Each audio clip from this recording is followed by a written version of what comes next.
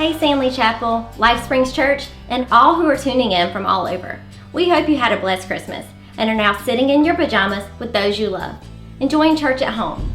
Like anything else, what you will get out of this is directly proportional to what you put into it. So take some notes, pause and discuss when needed, and keep your heart and mind open as we learn how to unlock the dreams God has for us in 2016.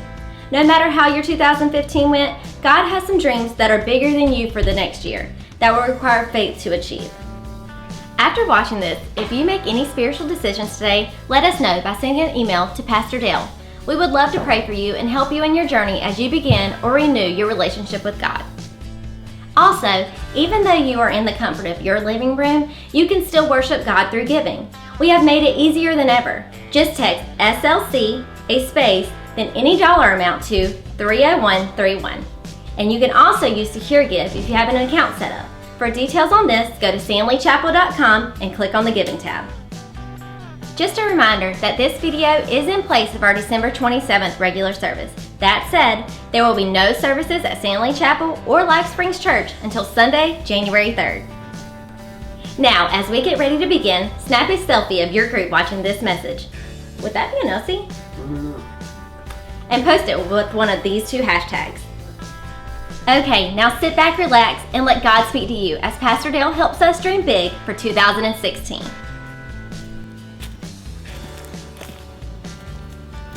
Hello, I want to welcome you to White Lake, North Carolina. My name is Dale Sauls. I'm the lead pastor of Stanley Chapel and Life Springs Church, and I'm inviting you into my little safe haven, White Lake. This is a very, very special spot for me. It is a beautiful spot, and it's a spot where I learned how to swim at. This is a spot where from the time I was a child, I think I was learning to swim. I think I had my floaties on. I remember I was 18 years old at the time. Okay, I'm just kidding. I was about 3 or 4 years old, and this is where we learned to swim, and this is where I first learned to drive a jet ski and drive a boat, and this is where my parents have had a place here for a lot of years, and my kids learned to swim here, and we bought a place here. And in fact, Melissa and I, we went on our first date right here, and first time we kissed was right over there on that pier. You can probably still see the glow above it, and it was a wonderful experience. And then she asked me to marry her right there on the end of that pier. Well, okay, maybe I asked her to marry me. All right, whatever. But it was right there on the end of that pier. So this is where that happened. But it's not just. It was just not a place for learning to swim and asking to marry and doing family. This is also a place that God has tended to speak to me. In fact, it was right here on this pier in this spot where I've actually knew God wanted me to hire certain people to bring in on our dream. It was right here at this camp. At this spot on this pier in our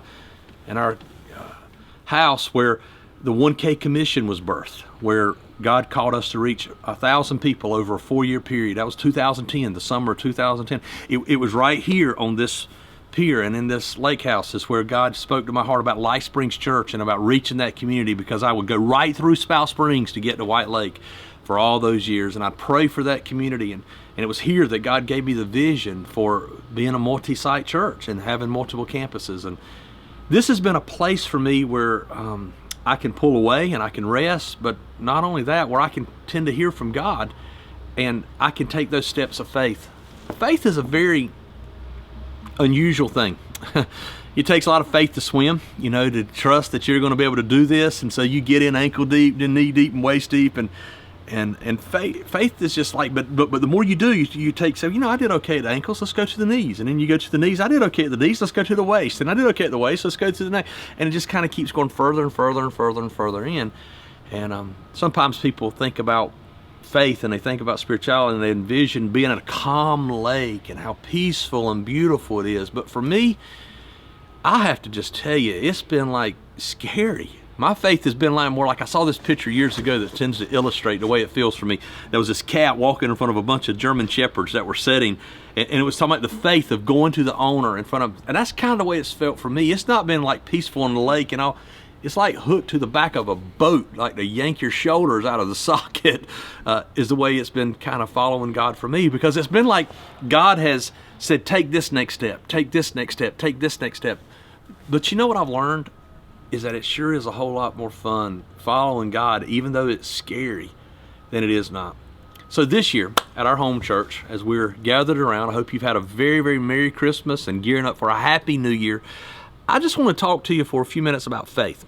Now, some of you that are watching this are in the beginning seasons of your life, and you're just beginning to dream dreams. Your goal for 2016 is to ride a bicycle for the first time, or your goal for 2016 is to, whatever. Maybe you're in a youth group, and your goal is to let people at school know you're a Christian, or maybe for you, you're trying to get some kind of Christian club in your high school or your school, or maybe some of you, you're ready to ask somebody to marry you, or maybe for some of you it's going to start a family, or maybe for some of you it's going to step into a ministry role, or God's calling you to be a group leader or a leader in your church if you're from another church and you're watching this. And so we're going to talk about faith. And so what I want you to do is go ahead and get your phone or your iPad or whatever social media device you want to use to post, and post on Facebook or Twitter or Instagram or whatever it is. Take a picture of the screen that you're watching this on right now, home church, and I want you to put praying for God-sized faith in 2016. Just say praying for God-sized faith in 2016 and hashtag it home church.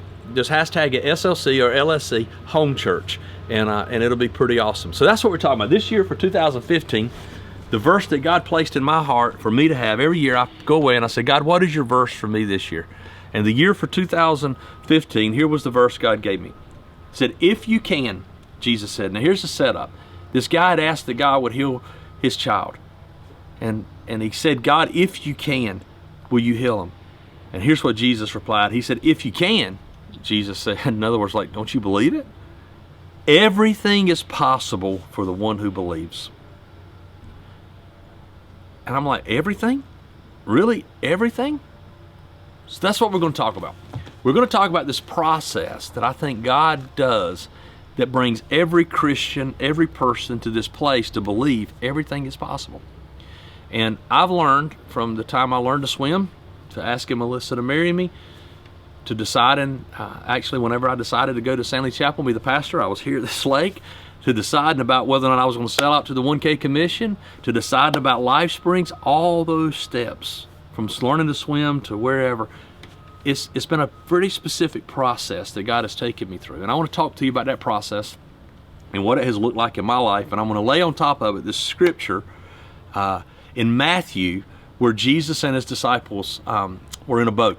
Now here's the way this thing went down. Jesus and his disciples had been teaching and preaching and telling people about Jesus and telling people about the wonders of God, and they had fed the 5,000, and God had done a lot of healing and a lot of things, and he was tired. And so he sent the disciples on ahead, and he wanted to spend some time alone. He wanted to be away from God, because see, everybody needs that. That's why we have a place at White Lake, is because I need a spot to pull away and hear from God. Well, evidently Jesus modeled that, and he told his disciples, he said, you guys get in a boat, and I want you to go on across to the other side, and I'll meet you there. I'll see you whenever you get there. He said, but you guys go ahead. So sure enough, they got in a boat, and they were headed to the other side. And as they got out there, the storm comes. Now, I'm going to tell you what, that's the scary part in life. And that's the thing that makes us often scared, is that we get out there and you step out and the storm starts to come. And they got scared. And anytime you're in a boat without Jesus and a storm's there, you ought to be scared. And that's where some of you are at right now. You got storms in your life, and you don't have Jesus Christ in your life and in your family, and you ought to be scared. It ought to be something to kind of wake you up. And so that's where they were. They were in a boat, storm's there, and Jesus wasn't there, and they were scared. And so that's where we're going to pick up the story, and we're going to lay these 4 stages of faith right on top of it. And I hope to teach you something that's going to help you in 2016 believe God for bigger things, God-sized things. So I'm going to take the boat out, and we're going to talk a little bit about this 4-stage process that God takes us through. Now, I was talking a little bit about my journey, from learning to swim, to asking Melissa to marry me, to coming to San Lee, to hiring staff and all that. But most of you probably don't have all those things going on right now. So what's going on for you? What are you believing God for 2016? Why don't you take a second as a family, as a group, or whoever's sitting there watching this together, and talk about your dreams. That'll be a great conversation. So why don't you do that while going out and getting the boat ready?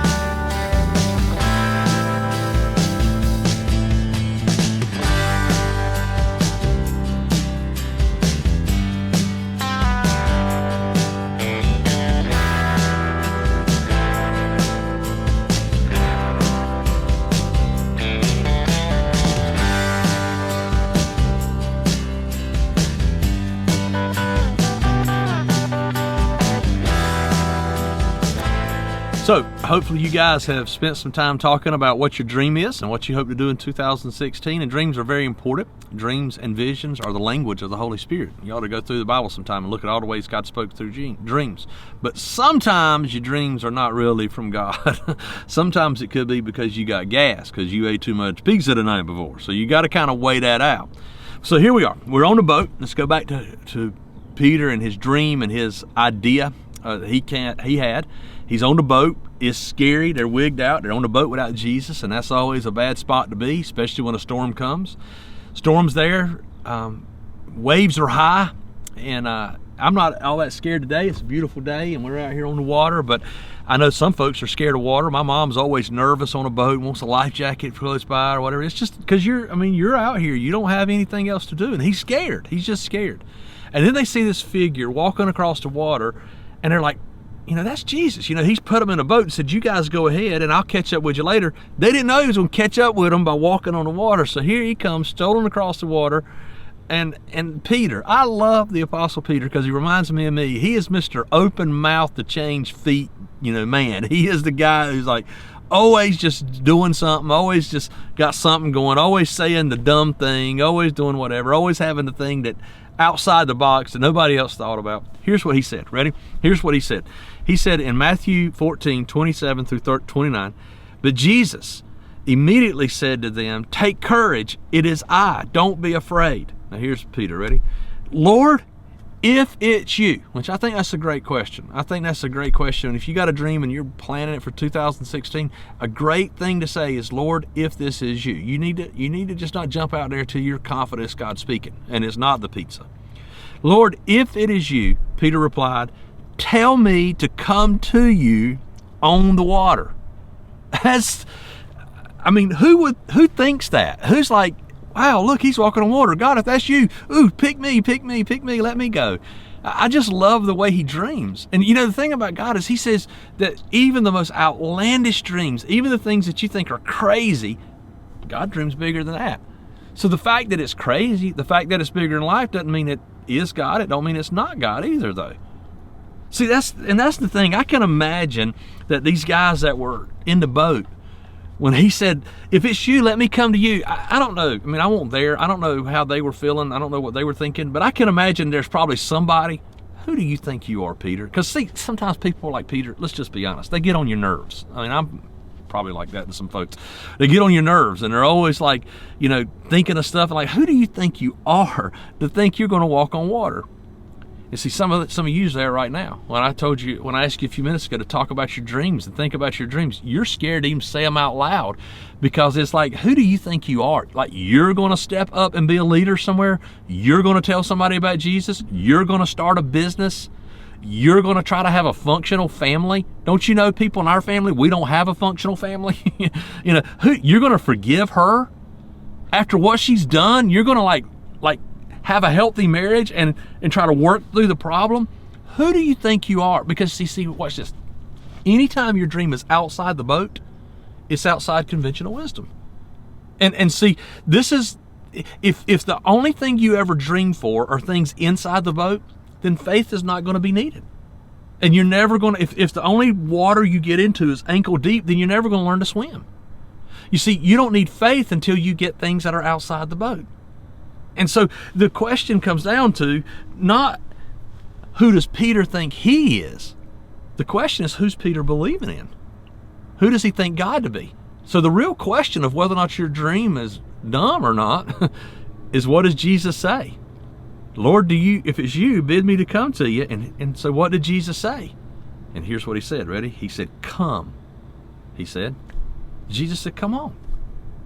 So I guess the first phase, as we talk about building your dreams and building your faith in 2016, because I really hope 2016 is a year that your faith goes to an HNL, a wholly another level.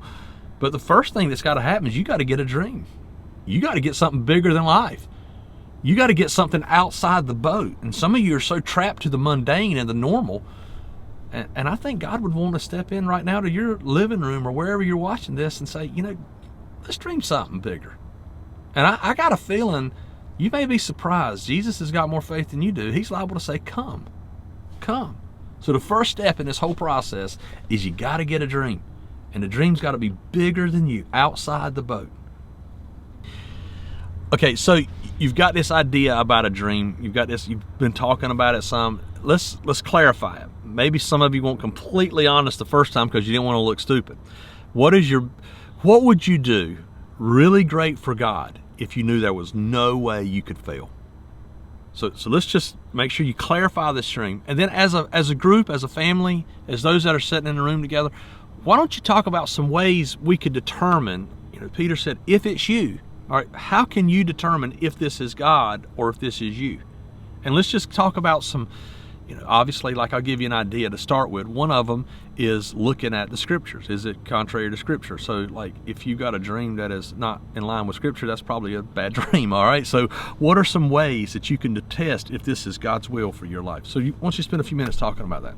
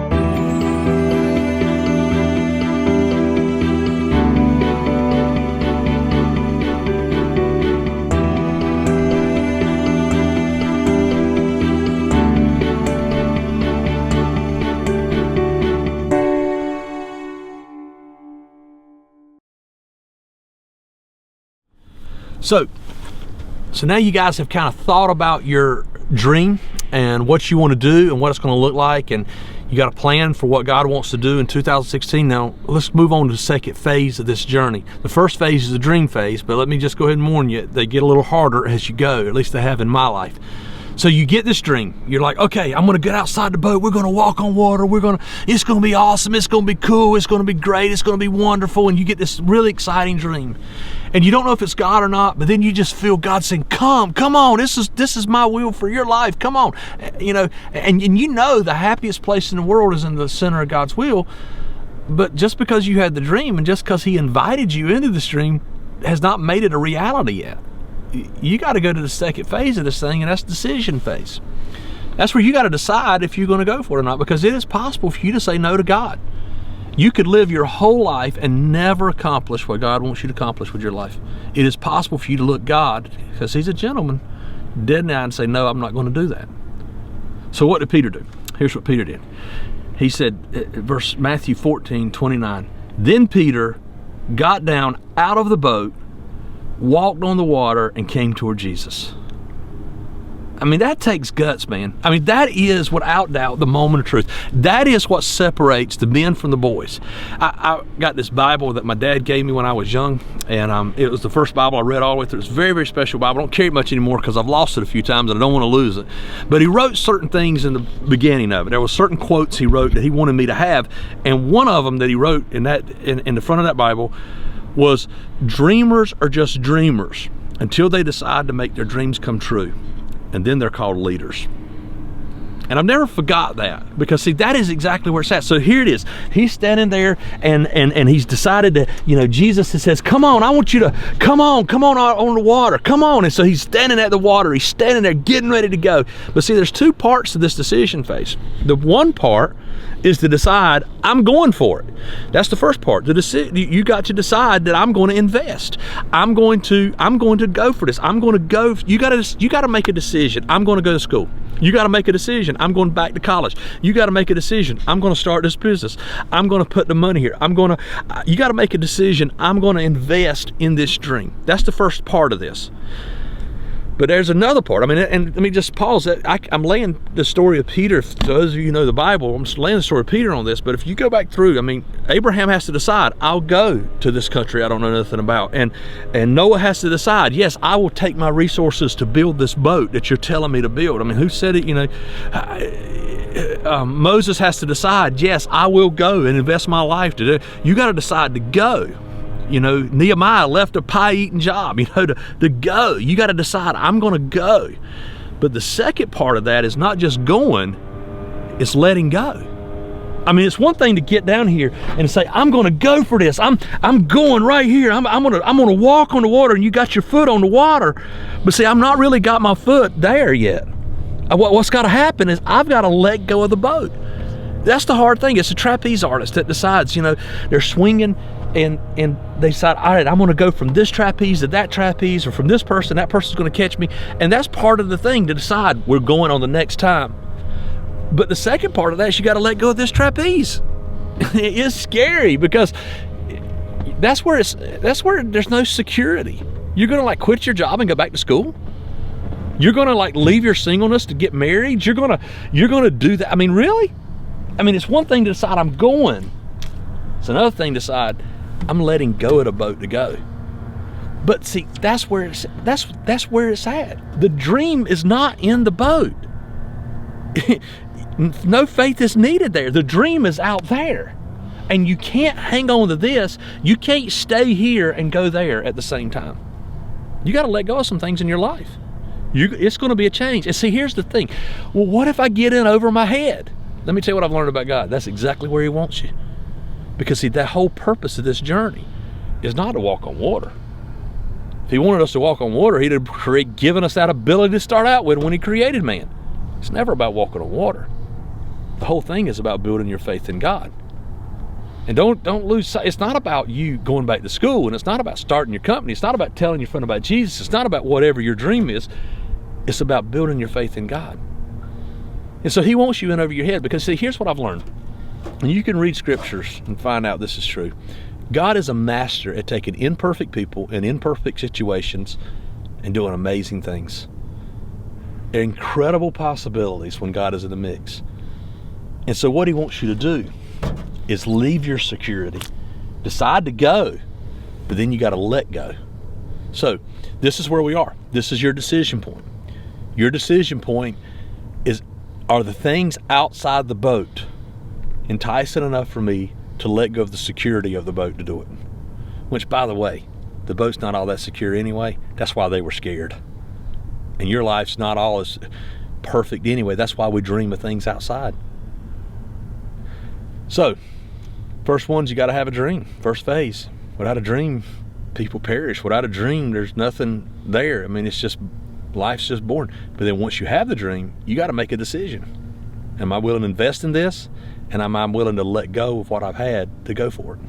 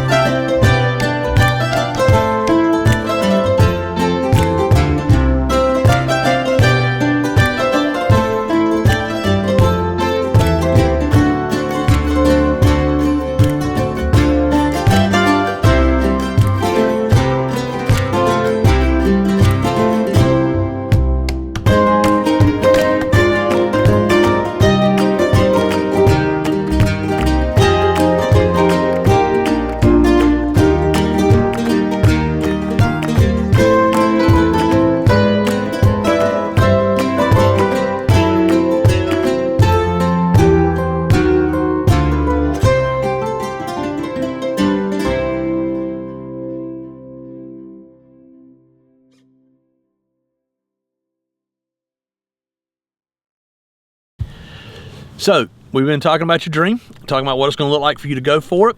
Now, I told you that it gets harder as we go, and this third phase is without doubt the harder phase for me. It is the big development phase. Now, development don't even sound fun when you say it, because development usually means we're going to go to school, we're going to go through training, we're going to go through orientation, we're going to go through like you're going to run a 5K, you're going to learn, you're going to go through some kind of exercises or whatever. It don't even sound fun when you say it. Well, that's exactly what happens here in the development phase. I wish I could tell you that, hey, once you decide to, you get the dream and you decide I'm going for it, and you get your feet out there in the water, it's like boom, it all happens. But that's not the way it works. In fact, it seems like God don't work anything like that. Even farming, so much of life goes back to farming. We got a guy in our church family that says farmers have the biggest faith of anybody, because they plant the seed and they put the fertilizer and they do all that work, and they don't even know if they're going to get a harvest. And I guess that's a good parable of life. But you put the seed in the ground, and then you got to fertilize it. You got to go not just one pass through the field, bunches of passes through the field. But here's another piece of that journey: is that seed has to die in order for new life to come. And see, here's the deal. Remember, it's not about walking on water. It's never about water walking. If God wanted humans to walk on water, he'd have made it happen. It's all about building your faith. It's about the journey. It's about the process. And so God uses the process to let things in us die that he don't want us to have anyway. And so that's exactly what happens. And in the process, it builds our faith. So this is what's happening. This is what's happening for Peter. And I just want to say that if this is where you are, congratulations, because you're in a good spot. See, some of you there right now, and 2014, you decided to start that business, or in 2013, you decided to get married, and you had a dream when you stood at that altar of what that marriage is going to look like and how happy little family. And now it's gotten hard. It's gotten difficult. In fact, some of you's in a stage right now where you're wanting to quit.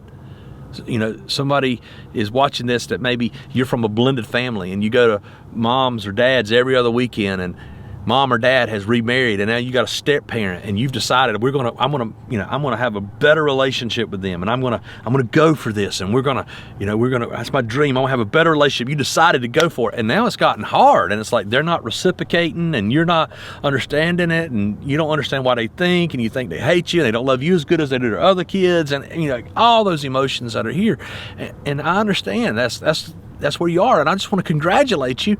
You're in phase 3. You're in phase 3. If you've had a dream and you're frustrated and wanting to quit, you're in phase 3. You're in that developmental phase. That's exactly where Peter was. Here's the way it worked for Peter. Verse 30 of Matthew 14. But when Peter But when he saw the wind, and that's very important, he saw the wind, because see, the wind was there the whole time. That's why they were scared. Remember, that's why Jesus walked out on the water. They were scared. The wind and the waves were there. The other disciples were probably scared. But Peter, evidently something had happened. He had gotten so wrapped up in his dream. He had gotten so wrapped up in his calling. He had gotten so wrapped up in, I'm going for it, I'm going out there, that he didn't see the wind anymore. And when he got out there is when he saw the wind again. And it was like all of a sudden he saw what had been there the whole time, and he was scared now. He's scared, and he wasn't scared before. He saw the wind and he was afraid, and beginning to sink, he cried out, "Lord, save me." You ever been there? You ever been so down to say, "Lord, save me," and just crying out to God and just wanting him to save you? Because see, here's how it works. Let me tell you, in case you've never had a faith journey, this is the way it works. You get a dream, I'm going for it. You decide to go for it, and you get out there, and at first it's like, man, this is great. I don't know why I took so long to get out of the boat. This is awesome. The wind is blowing through your hair. If you have hair, hair's overrated. Wind's blowing across my scalp, and here I go, and it's wonderful, and it's blowing, the wind is there. But now all of a sudden that wind that was feeling so good before, blowing through the hair and blowing across the scalp, it's now gotten scary. And now all of a sudden you start looking around, and it's not happening as fast as you thought it would happen, and things are not working out the way you thought they would work out, and everybody don't think your dream's exciting, and not everybody's getting on board, and it don't seem like everybody's cooperating, and sometimes it feels like even your wife or your husband's not even on board anymore, and you're thinking, where did I go wrong, and what happened, and is this whole thing there, and have I missed the boat on it, so to speak? And here's what I'm going to tell you. In the Bible, a delay, in the Bible, a developmental process, in the Bible, a discouragement never destroyed God's purposes and plans. And that's the word of the Lord for somebody. You need to hear me say that. You need to hear somebody tell you that. Because you're wondering, I might have married the wrong person. I might have done this wrong. I might have had that wrong. And I'm telling you, listen, just because it's difficult does not mean you miss the will of God. It does not destroy you. You and your spouse have tried to work it out, or you've decided you're going to love your daddy even though he did your mama wrong, or whatever it is. Just because it's gotten hard, it does not mean it was not God's plan. In fact, quite the opposite. In the Bible, everybody, Noah had to wait 120 years to see his dream. Abraham and Sarah waited years before they had their first child when God had promised them a child. Moses, he was 40 years in the desert and 40 years wandering around the desert waiting on that promise to come. So many ones. I could go all the way through the Bible. There was David, who decided that God had told him he was going to be king, and Samuel told him he was going to be king, and it took years for that to come to fruition. And here's the thing. Use David as an example. Warriors were made for battle. Not only should you expect to have a developmental process, not only should you expect to have things and you die, not only should you expect to have delays, here's what you need to know. Warriors require enemies. Victory requires battle. Warriors were made for battle. And you can't have a victor without an enemy. You can't have a victory without a war. You can't have anything without, there's a necessity in your life of resistance. Because if everything just went just like you want it to go, everything just went just like it is, you'd be the biggest spoiled brat in heaven. But see, God it requires you to have difficulties in your life to build your character, to build you and make you into the person. Because remember, it's never about walking on water. It's always about building your faith in God.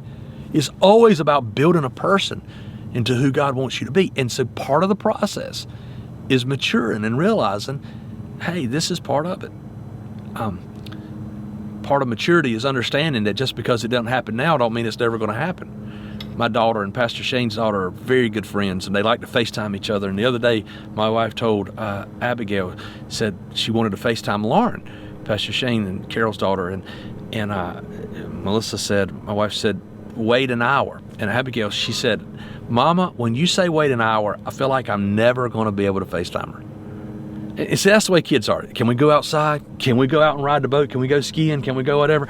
And I'll say, wait a minute, let's wait a few minutes. And what they hear is, we'll never ride the boat again. We'll never go outside again, because there's no delay. And see, some of you is like that now.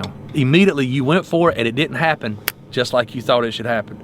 And so now, as a result, your faith is waning, and you're just wanting to give up. You're wanting to quit.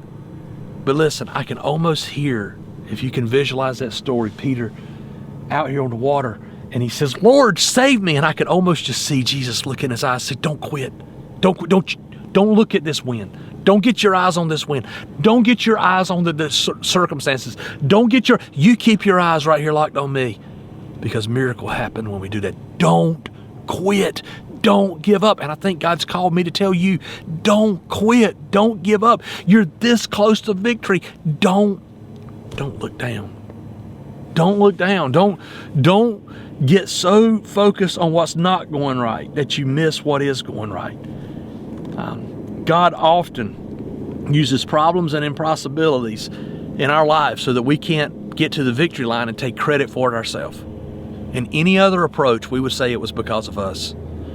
Now, you say, well, Dale, that sounds hard, and I don't think I want to do that. That sounds like that's going to be very difficult. So why should I do it? You're kind of demotivating me. I apologize if that's the case, but I want to be honest with you. In my life, that's the way it's been. Everything we've ever done, it's been dream, decide to go for it, then development, delay, development, delay, development. And here's what I want to say about that. If that's where you are, yeah, sure, it's difficult outside the boat. But to me, if you weigh it, I think life inside the boat's more difficult. And so, yeah, Peter sang. Peter got out there and he began to sing. But let me tell you what he did get to do. He got to sit around in a country store with a bunch of old men one day when they were old and they didn't have nothing to do but sit around the store and talk. And he had a Coca-Cola probably, and if you're from North Carolina, he put peanuts in that Coca-Cola. And he's drinking that Coca-Cola, and he said, let me tell you all about the time I walked on water. None of the 11 other guys could ever tell that. None of the other 11 disciples could do that. Only Peter. Because Peter had the audacity to dream something big and trust God with his life. And yet, you can stay in the boat, but you never get that development. You never become that person. Because, see, it wasn't about walking on water. You know what? Later on in Acts 2, Peter led the church. 3,000 people got saved. You know how he had the faith to do the things he did? And when you read the first part of Acts, I think walking on water was a piece of that puzzle to build him into that man. All right, so when Peter got out there, he saw the waves. Now, here's what's going to happen for you. You're going to get out there and you're going to see the waves. What does that look like for you? So take a few minutes and just discuss that. What are the natural points of your dream, your faith journey that you're on here? When is it that you're going to be tempted to get discouraged? And go ahead and just, proactively see those. Just go ahead and predict them. And you may not know. I'm going to tell you, some things are going to blindside you. You can't predict them all. But go ahead up front and know, when I get there, I'm going to want to quit. Okay? Because that's the temptation, is to quit. I'm going to want to quit. All right, so now once you have identified those, you take a few minutes to discuss that. Then I want you to follow that up with, what are some things now proactively that we could do to make us not want to quit? Like, could you get some accountability? Could you, shut the back door, so to speak, so there's no escape route? Could you join a small group in our church and let them hold you accountable, or have some other group hold you accountable? What can you do to kind of sure it up so that you won't get so focused?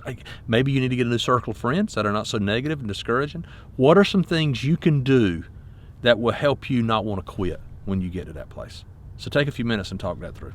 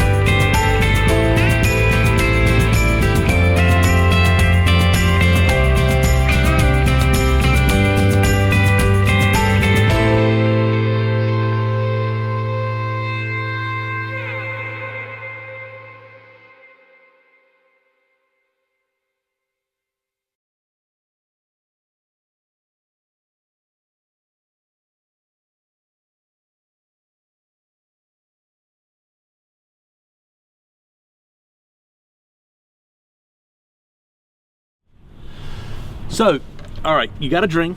You decide you're going to go for it. You understand that just as soon as you do, there's developmental phase, and that's where it's discouraging. That's where, you know, you want to give up, you want to quit. Imagine that's how Melissa felt. I know we're back here, I'm thinking about that. When she asked me to marry her that day, I thought I was going to just never say yes. But then finally I did. And that leads us to the fourth phase of this. Okay, I'm telling stories for all the kids. Actually, I'm asking her to marry me, and I got on one knee, just so you know that. But anyway, now we're down to the fourth phase. This is the deliverance phase. This is the phase where it's victory. This is where Noah finds dry ground. This is where Abraham and Sarah have their first child. This is when Jesus rises from the grave. This is when Rocky Balboa runs up, da-da-da! You know, this is when the A-team, something blows up, and they say, I love it when a plan comes together. And that's showing my age. There's probably some better illustrations for the young kids. But here's what happened. Here's what it looked like for Peter. Matthew 14, 31 through 33. Immediately, when he said it, here's where we're in the story. He studies his waves, he gets scared. He says, Lord, save me. And immediately, Jesus reached out his hand and caught him. And I love that. I learned that God is rarely, early, but he's never late. He's right on time. So no matter how discouraged you are, he reaches out his hand and he says, save me. And the Lord reaches out his hand and saved him. But then he kind of chastised him, because remember, this whole thing was about faith. And he said, you of little faith. And he let him know, said, look, this was okay. This was good. You got to walk on water for a little while, but your faith was still too small. You need to grow in your faith. Evidently your faith can grow. You of little faith, he said, why did you doubt? And when Peter climbed into the boat, the wind died down. And I know Peter's like, why couldn't the wind die down a while ago? Why did you have to wait for me to get into the boat for the wind to die down? I've been like that so many times. It's like, God, why did you wait? Because you see, remember, it's never about walking on water. It's always about building your faith.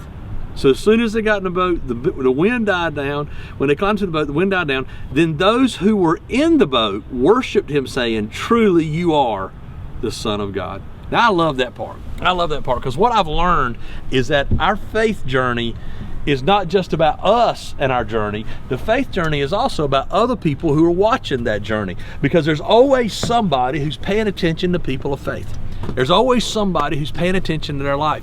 And those other guys who didn't get to walk on water, those other guys who didn't get to see the miracle and experience that, those guys, their faith was built in the process. And what I've learned is that even whenever you feel like a failure, even whenever you feel like nothing went right, this whole total thing was a colossal mess, God can still redeem it. In fact, we're going to start a brand new series this year in January 2016. You don't want to miss it. Bring all your friends. It's called Epic Fails.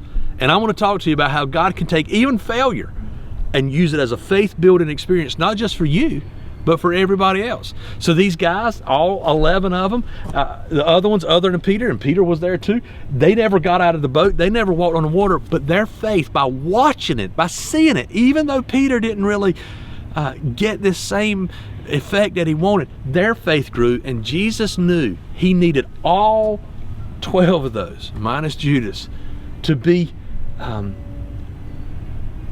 to have a greater faith if his movement, his kingdom, his church was going to ever take root. That's all it comes down to, is about the faith journey. God loves taking weak people and making them strong people because they believe in God.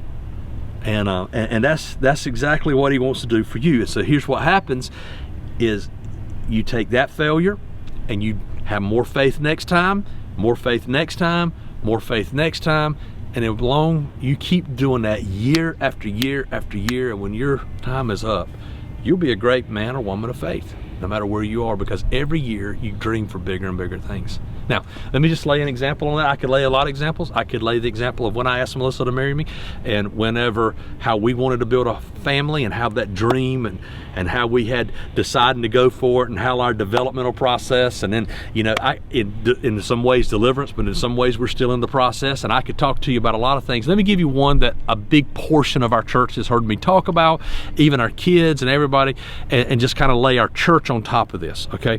Our little story. In 2010, right here at this lake, God gave me what was called, what was at the time we were preaching a series called Sun Stand Still. And God gave me a Sun Stand Still dream where I asked God for what he wanted us to do. And God said he wanted us to reach 1,000 people over a 4-year period. And so that was our dream. And we fasted. I came home and said, guys, this is what I think God's called us to do. And we fasted. Our leaders fasted. We all fasted. And we all believed that is exactly what God wanted us to do, was reach 1,000 people over a 4-year period. And so we went to work. We went to work hard. And for the first 2 years, you know what? It felt like Peter stepping out on that water. It was like, man, this was so discouraging. It was so frustrating. We had half our time was gone, and we only reached like a quarter of the people we were supposed to be reaching our goals.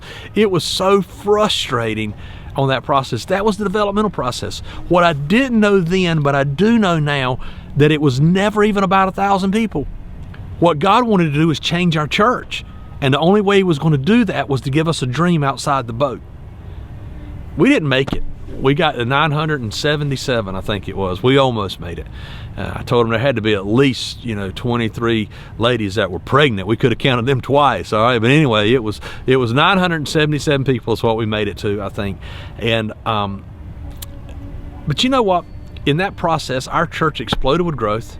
Other churches now have come to find out about the 1K Commission and what God did. We've been able to use that to build other people's faith. I told our church in 2010, I said, the fun of reaching the 1K Commission will not be whenever we have 1,000 people that have been won to the Lord.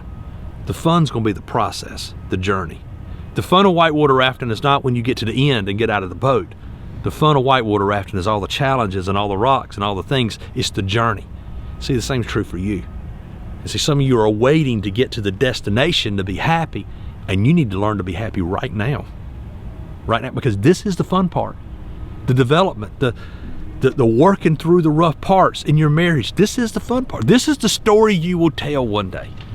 Learning how to get along, learning how to do that. This is the journey. This is exactly what it all comes down to. And don't miss it. Don't miss it. So, what I want to do is I want to pray for you. And I'm going to let you talk about it. I want you to talk a little bit about what that dream's going to look like and how the deliverance. But how can you enjoy the journey, enjoy the process, even as you're waiting on that destination phase, or that deliverance phase to come? So let me pray for you. Father, there's somebody right now who needs a dream. There's a teenager right now who's figuring out what you want to do with what you want them to do with their life. They're getting a call. I remember I received a call in the ministry at 13. Somebody here right now may be there.